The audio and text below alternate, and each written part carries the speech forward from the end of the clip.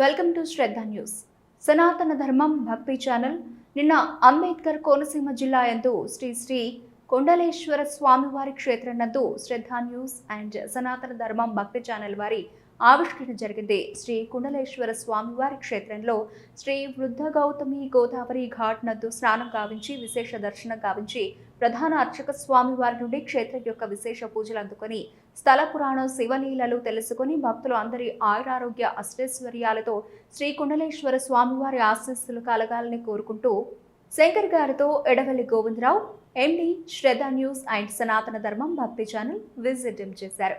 శంకర్ గారితో ఎడవల్లి గోవిందరావు ఎండి శ్రద్ధ news and సనాతన ధర్మం భక్తి ఛానల్ గోదావరి తీరాన మరొక కొండలము దేవతలు పూజ చేసుకోవడం కోసం గోదావరి గర్భంలోను నిర్మించమని గౌతమ ఋషితో చెప్పగా, ఈ గౌతమ ఋషి కుండలాలను ప్రతిష్ఠించాలంటే నదీ స్నానం చేయాలి కనుక ఆయన తీసుకొచ్చిన గోదావరిలోనే స్నానం చేయగా ఆయనకి వృద్ధాప్యం పోయి యవ్వనం వయసు వచ్చిందండి గౌతమ ఋషి. అందుచేత ఈ గోదావరికి ఈ ప్రాంతం వరకు వృద్ధ గౌతమి నది అని పేరు.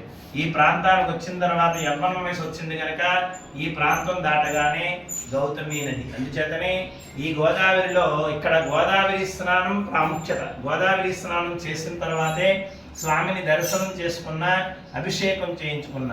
అంతేకాకుండా ఈ కుండల తీర్థంలో వృద్ధులు కూడా స్నానం చేస్తే వృద్ధాప్యం పోయి యవ్వనం వయసు వస్తుందని, అంటే పడుచుతనం వస్తుందని కాదండి, సంపూర్ణ ఆరోగ్యవంతులుగా ఉంటారని పురాణాల్లో చెప్పబడుతోంది. అయితే ఈ గౌతమ ఋషి ఈ గోదావరి మాత చెప్పిన విధంగా మానవులు పూజ చేసుకోవడం కోసం గోదావరి తీరాన ఒక కుండలాన్ని ప్రతిష్ఠించాలి గనక మనం ఉన్న ప్రదేశమే పూర్వకాలంలో గోదావరి ఒడ్డు. ఈ గోదావరి ఒడ్డుని ఆలయాన్ని నిర్మించి స్వామిని ప్రతిష్ఠించే సమయానికి భూమి మీద మానవ జన్మ లేదుటండి. మానవులు భూమి మీద జన్మించక పూర్వము ఈ ఆలయాన్ని నిర్మించి స్వామిని ప్రతిష్ఠించారు. మరొక కుండలాన్ని గోదావరి గర్భంలో కంచు దేవాలయం నిర్మించి అక్కడ కుండలేశ్వర స్వామిని ఉంచినట్టుగాను ఆ స్వామికి నారదాది మహామునులు, ఇంద్రాదశదిక్పాలకులు, ఆదిత్యాది నవగ్రహాలు, ఇతర దేవతలు, ఇతర మునులు కూడా గోదావరి గర్భంలో ఉన్న స్వామికి పూజలు చేసుకుంటున్నారు. మరి గోదావరి తీరానున్న స్వామికి మానవులు లేరు. ఎవరు చేస్తున్నారు అంటే ఈ దేవతలు, మునులు ప్రతినిత్యము కూడా గోదావరి మధ్యలో ఉన్న స్వామికి పూజలు చేసుకుని గోదావరి తీరానికి వచ్చి గోదావరిలో స్నానం చేసి ఈ స్వామికి కూడా చేస్తూ ఉండేవారటండి. ఇలా ఎంతకాలం చేశారంటే మానవులు భూమి మీద సంచరించడానికి వచ్చేటంత వరకు కూడా వీళ్ళే చేస్తున్నారటండి. మరి మానవులు ఎవరు వచ్చారు? మొట్టమొదటిసారిగా ఏ కాలంలో వచ్చారు అనగా 4వ శతాబ్దంలో భక్త మార్కండేయుడు. ఆయనకి ఆయుష్ తీరే సమయానికి తల్లిదండ్రులు బాధపడుతుంటే, ఎందుకమ్మా బాధపడతారు? నాకు ఆయుష్ ఇచ్చిందా పరమేశ్వరుడు, నన్ను తీసుకెళ్లేదు కూడా ఆయన చింతకే, కనుక మీరు అనుమతిస్తే నేను ఆయన్ని వేడుకుంటాను అని చెప్పి భక్త మార్కండేయుడు భూమండలంలో ఉన్న శైవ క్షేత్రాలన్నీ దర్శించి ఈ క్షేత్రానికి వచ్చారు భక్త మార్కండేయుడు. ఈ క్షేత్రానికి వచ్చి ఈ గోదావరిలో స్నానం చేసి ఈ స్వామికి అభిషేకం చేసుకుని ఈ స్వామిని ఆలింగనం చేసుకుని కొన్ని అష్టకాలు వర్ణించారు భక్త మార్కండేయుడు కుండలేశ్వర స్వామిని పట్టుకుని వేడుకుంటూ. ఈ నష్టకాలు వర్ణిస్తే తరువాత 8వ శతాబ్దంలో ఆదిశంకరాచార్యుల వారు నడిచొచ్చే దేవుడని మనం అనుకుంటూ ఉంటాం. ఆయన ఈ క్షేత్రానికి వచ్చి ఈ గోదావరిలో స్నానం చేసి ఈ స్వామికి అభిషేకం చేసుకుని ఈ భక్త మార్కండేయుడు వర్ణించిన అష్టకాలని లిఖిత పూర్వకంగా రాశారటండి. అవే చంద్రశేఖర అష్టకాలు. చంద్రశేఖర అష్టకాలలో భక్త మార్కండేయుడు కుండలేశ్వర స్వామిని పట్టుకుని వేడుకున్న శ్లోకము 4వ శ్లోకం. ఇంతకీ కుండలేశ్వర స్వామిని పట్టుకుని భక్త మార్కండేయుడు ఏమని వేడుకుంటున్నాడంటే, కుండలీకృత కుండలేశ్వర కుండలం వృషవాహనం నరదాది మునీశ్వర స్తుత వైభవం భువనేశ్వరం అంధకాంతగమాశ్రితామర పాదపం మదనాంతకం చంద్రశేఖరమాశ్రయే మమ కింకరశ్వది వయ్యమః. ఓ కుండలాకారంలో ఉండే కుండలేశ్వర స్వామి, వృషభ వాహనుడవై ఉన్నావయ్యా, నారదాది మహామునుల చేత అర్చించబడుతున్నావయ్యా. అంధకాంతక రాక్షసులు శివభక్తులను సంహరిస్తుంటే ఆ రాక్షసులను నీవు సంహరించావయ్యా. ఈ యమకింకరం నుండి నన్ను కాపాడలేవేటయ్యా కుండలేశ్వర అని భక్త మార్కండేయుడు కుండలేశ్వర స్వామిని పట్టుకుని వేడుకున్నారు. తరువాత 15వ శతాబ్దంలో శ్రీనాథ మహాకవి ఆయన ఈ క్షేత్రానికి వచ్చి ఈ గోదావరిలో స్నానం చేసి ఈ స్వామికి అభిషేకం చేసుకుని ఇక్కడ నుండి కాశీ వెళ్ళి ఆయన కాశీఖండాన్ని తెలుగులో రాస్తూ కాశీ పురాణాన్ని తెలుగులో రాస్తూ, అంటే కాశీ పురాణాన్ని వేదంలో రాసింది వ్యాస మహర్షి రాశారండి. ఈ వేదంలో రాసిన కాశీ పురాణాన్ని ఈ శ్రీనాథ మహాకవి తెలుగులో అనువాదిస్తూ కాశీలో ఉన్న విశ్వేశ్వరుడితో సమానమైన కుండలేశ్వర స్వామి అని కాశీ పురాణంలో రాశారటండి శ్రీనాథ మహాకవి. మరి శ్రీనాథ మహాకవి కాశీఖండంలో రాశారు.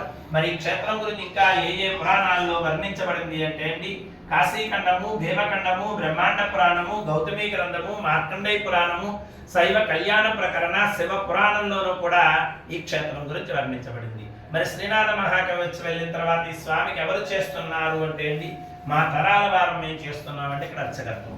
అయితే కాశీలో ఉన్న గంగాదేవి, ఆవిడ రూపం ఎలా ఉంటుందండి, హంస ఎంత తెల్లగా ఉంటుందో అంత తెల్లటి గంగాజలాలు. అయితే ప్రతిరోజు కూడా ఎన్నో వేల మంది భక్తులు వెళ్ళి స్నానాలు చేసి పాపాలు వదులుస్తున్నారు. ఈ గంగాదేవి ప్రతిరోజు ఈ పాప భారం మొయ్యలేక ఈ తెల్లగా ఉండవలసిన గంగాదేవి ఈ భక్తులు వదిలిన పాపాల వల్ల కాకి ఎంత నల్లగా ఉంటుందో అంత నల్లగా తయారవుతున్నాయి. ఈ గంగాదేవి ప్రతిరోజు ఈ పాపభారం మోయలేక రాత్రి సమయంలో కాకి రూపం దాల్చి ఈ గోదావరి తీరానికి వచ్చి ఈ గోదావరిలో స్నానం చేసి కాకి రూపాన్ని కడుదలు చేసి ఇక్కడ సముద్రుని కలుసుకుని వీళ్ళ దగ్గర ఉన్న పాపాలన్నీ సముద్రుడికి చెప్పి గోదావరి మధ్యలో ఉన్న స్వామికి అభిషేకం చేసుకుని హంస రూపం దాల్చి మరలా కాశీ వెళ్తోంది. ప్రతిరోజు చేసే దినచర్య కాశీలో ఉన్న గంగాదేవి. అంతేకాకుండా మన భూమండలంలో ఉన్న పుణ్యనదులన్నీ కూడా ప్రతిరోజు పాపభారం మోయలేక రాత్రి సమయంలో ఈ గోదావరి తీరానికి వచ్చి ఈ గోదావరిలో స్నానం చేసి ఇక్కడ సముద్రుని కలుసుకుని వీళ్ళ దగ్గర ఉన్న పాపాలన్నీ సముద్రుడికి చెప్పి గోదావరి మధ్యలో ఉన్న స్వామికి పూజలు చేసుకుని మరలా యథాస్థానానికి వెళ్తున్నాయి. అలాగే ఈ ఆలయానికి వచ్చే భక్తులందరూ కూడా ముందుగా గోదావరి స్నానం చేసి ఈ స్వామిని దర్శనం చేసుకుంటున్నారు. మరి ఇంతమంది వచ్చి గోదావరిలో స్నానాలు చేసి పాపాలు చూస్తుంటే మరి గోదావరి మాతకి పాపభారం పెరిగిపోవట్లేదండి. అప్పుడు సముద్రం అన్నట్టండి గోదావరి మాతతో, ఓ దేవి, రోజుకు 3 పర్యాయాలు నేను నీ చెంతకొస్తా, నీ దగ్గర ఉన్న పాపాలన్నీ నేను తీసుకెళ్ళిపోతూ ఉంటా. అందుచేత ఈ గోదావరికి పర్యాయానికి ఒక్కసారి పునీతం అవుతోంది, మోక్షం చెందుతోంది. అందుచేతనే మన భూమండలంలో ఉన్న పుణ్య నదులన్నింటికి కూడా 12 సంవత్సరాలకు ఒక్కసారి పుష్కరాలు వస్తే ఈ గోదావరికి ప్రతిరోజు పుష్కరమే. ఎందుచేతనంటే ఈ గోదావరి పేరు వృద్ధగౌతమి నది అని చెప్పుకున్నాం. మరి ఒక పేరు కుండల తీర్థం అని కూడా చెప్పుకున్నాం. ఆ పేరు ఎలా వచ్చిందంటే అండి, గోదావరి మధ్యలో ఒక కుండలేశ్వర స్వామి ఉన్నారు, అందుచేత కుండల తీర్థం అని చెప్పుకున్నాం. ఆయన మీదుగా గోదావరి ప్రవహిస్తోంది కనుక కుండల తీర్థం అని చెప్పుకున్నాం. మరి ఈ ఆలయంలో అప్పుడున్న స్వామిని భక్తులు ముట్టుకోవడానికి అర్హత లేదు. భక్తుల పేరున మేము ముట్టుకుని పూజ చేయడానికి మాకు అర్హత ఉంది. మరి గోదావరి మధ్యలో ఉన్న స్వామిని భక్తులు ముట్టుకోవడానికి అర్హత ఉంది, కానీ దర్శనం లేదు, దేవతలే పూజలు చేసుకుంటున్నారు. అందుచేత ఈ కుండల తీర్థంలో స్నానం చేయగా ఈ స్వామిని దర్శనం చేసుకోవడం ప్రాముఖ్యత. అంతేకాకుండా ఈ కుండల తీర్థానికి మరొక విశిష్టత ఉంది. అదేమిటంటే ఈ కుండల తీర్థాన్ని మన కంటితో చూసినా, చేతులతో తాకినా, ఒక్కసారి స్నానం చేసి స్వామిని ఒక్కసారి దర్శనం చేసుకున్నా, అభిషేకం చేయించుకున్నా, ఒకేసారి 10,000 గోవులు దానం చేస్తే ఎంత ఫలితం దక్కుతుందో అంత ఫలితం దక్కుతుంది. అంతేకాకుండా మనం కాశీ వెళ్ళాలంటే ముందుగా ఈ క్షేత్రానికి రావాలి.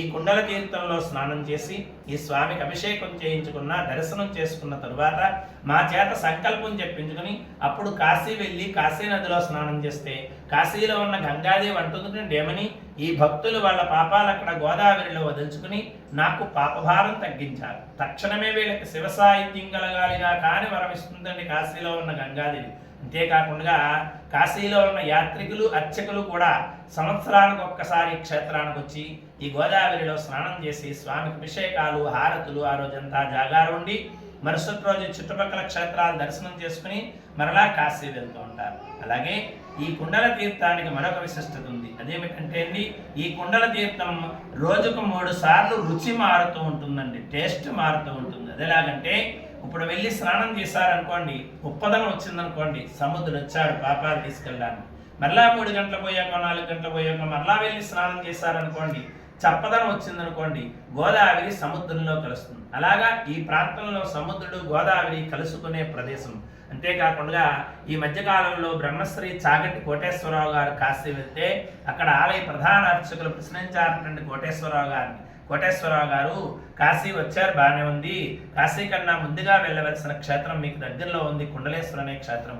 ఆ క్షేత్రానికి వెళ్ళి క్షేత్రానికి రావాలి. మీరు ఆ క్షేత్రానికి వెళ్ళారా లేదా అని అడిగారటండి కోటేశ్వరరావు గారిని. తిరిగి కోటేశ్వరరావు గారు అడుగుతున్నారటండి అర్చక స్వామిని, స్వామి ఆ క్షేత్రం ఎక్కడుందండి చెప్పండి అని అనగానే అర్చక స్వామి ఒక్క నవ్వు నవ్వి, కోటేశ్వరరావు గారు మీకు దగ్గరలో ఉన్న క్షేత్రమే మీకు తెలియలేదంటున్నారు. ఎక్కడో కాశీలో ఉన్న మేమే సంవత్సరానికి ఒక్కసారి ఆ క్షేత్రానికి వస్తున్నాం. మరి మీరు ఇన్ని ఉపన్యాసాలు చెప్తున్నారు కదా, ఏ పురాణంలోనూ కూడా ఆ క్షేత్రం గురించి మీకు కనిపించలేదా అని చెప్పి కోటేశ్వరరావు గారికి ఆ అర్చక స్వామి కాశీలోనే ఈ కుండలేశ్వర స్వామి క్షేత్రం గురించి 8 రకాల పురాణాలు ఆయన చేతికిచ్చి, కోటేశ్వరరావు గారు ఈ పురాణాలన్నీ క్షుణ్ణంగా తిరిగేసి ఆ క్షేత్రం గురించి క్షుణ్ణంగా తెలుసుకుని అప్పుడు ఆ క్షేత్రానికి వెళ్ళి క్షేత్రానికి వెళ్ళగానే ఈ కోటేశ్వరరావు గారు ఈ కుండలేశ్వర స్వామి క్షేత్రం గురించి కాశీలో క్షుణ్ణంగా తెలుసుకుని తిరిగి వచ్చిన తర్వాత ఈ క్షేత్రానికి వచ్చారండి కోటేశ్వరరావు గారు. ఎప్పుడు వచ్చారండి ఆయన? 2015 పుష్కరాలకు ముందు వచ్చారు. వచ్చి గోదావరిలో స్నానం చేసి స్వామికి అభిషేకం చేసుకుని అప్పట్లో ఆయన సొంత ఖర్చుతో 8 లక్షలు ఖర్చు పెట్టి ఈ గోదావరి తీరాన్ని ఒక స్నానాల రేవు కట్టించారండి కోటేశ్వరరావు గారు. అంతేకాకుండా ఇక్కడ దగ్గరలో యానంలో ఉపన్యాసం చెప్తూ ఈ క్షేత్రం గురించి చెప్పడం జరిగిందండి ఆయన అప్పుడు చెప్తే ఈ మధ్యకాలంలో ఒక భక్తులు ఆయన చెప్పిన వ్యాఖ్యానాన్ని ఇన్స్టాగ్రామ్లో పెట్టడం జరిగింది. అప్పటి నుంచి ఈ క్షేత్రానికి భక్తుల తాకిడి పెరిగింది. అంతేకాకుండా ఈ కుండల తీర్థం మహా విశిష్టమైన క్షేత్రం. అంతేకాకుండా ఈ విష్ణుమూర్తికి దశావతారాలలాగో ఆయనకి యుగానుగ అవతారం. మరి ఈశ్వరుడికి 363 శివలీలలు, ఈయనకి రోజుకో లీల. అయితే మా పూర్వీకులు పురాణాలు తిరిగిస్తే మా పూర్వీకులకు దొరికినవి 26 శివలీలలు దొరికాయి. ఆ 26 శివలీలలు కూడా ఆలయ గోపురం మీద శిల్పాల కింద నిర్మించడం జరిగిందండి. శివలీలలే కాకుండా నవగ్రహాలు, అష్టదిక్పాలకులు, శక్తిపీఠాలు మొత్తం 74 శిల్పాలు ఆలయ గోపురం మీద ఉంటాయండి. ఇన్ని శివలీలలు, ఇన్ని శిల్పాలతో ఉన్న ఆలయ గోపురం మన ప్రపంచంలోనే మొట్టమొదటి ఆలయం ఈ ఆలయం. ఈ ఆలయం మీరు చూస్తే కొన్ని క్షేత్రాలు అనగా గొల్లల మామిడాడ, వేములవాడ ఇలా కొన్ని దేవాలయాల మీద కొన్ని శివలీలలే నిర్మించడం జరిగింది. అన్ని శివలీలలు నిర్మించలేకపోయారు. ఇప్పటికీ ఆ శివలీలలు మీరు దర్శనం చేసుకోవచ్చు. ఏ లీలకి ఆ పేరుతో శివలీలలు ఉంటాయి. అంత విశిష్టమైన తీర్థము క్షేత్రము కూడా. సర్వే జనా సుఖినో భవంతు, సమస్త సన్మంగళాని భవంతు. ఓం నమః శివాయ. మహాదేవ శంభో శంకర. ఓం నమః శివాయ. ఓం నమః శివాయ. ఓం నమః శివాయ. ఓం నమః శివాయ. అంబేద్కర్ కోనసీమ యందు శ్రీ కుండలేశ్వర స్వామి దగ్గరికి దర్శనం గురించి వచ్చాము. శ్రీ కుండలేశ్వర స్వామి దర్శనంకి వెళ్ళే ముందుగా మనం ఈ గోదావరి నదిలోని స్నానం ఆచరించాలి. స్నానం లేంచి కనీసం అట్లీస్ట్ కాలు కానీ లేకపోతే చేతులు కానీ కడుక్కొని ముఖం కడుక్కొని ఆ స్వామివారిని దర్శించుకోవాలి. ప్రత్యేకంగా ఈక్వల్ టు ఇక్కడ ఈ గోదావరి నదిలోని మనం చేసిన స్నానం కానీ లేకపోతే మనం తలనీలాలు కానీ అంటే తల మీద జల్లుకున్నా సరే మనం ఈక్వల్. అంటే కాశీలో ఎలాగైతే మనం ఆ గంగాదేవిని పవిత్రంగా చూస్తామో అంతకన్నా 1000 రెట్లు పవిత్రతని ఈ గోదావరి అమ్మవారు మనకి అంతటి ప్రాచుర్యాన్ని, అంతటి మనకి శనులన్నింటినీ పోగొడుతుంది అనమాట. ఇక్కడ అయిన వెంటనే మనం కుండలేశ్వర స్వామిని దర్శించుకుంటే ఆ స్వామివారు కూడా మనల్ని అనుకరిస్తారనమాట.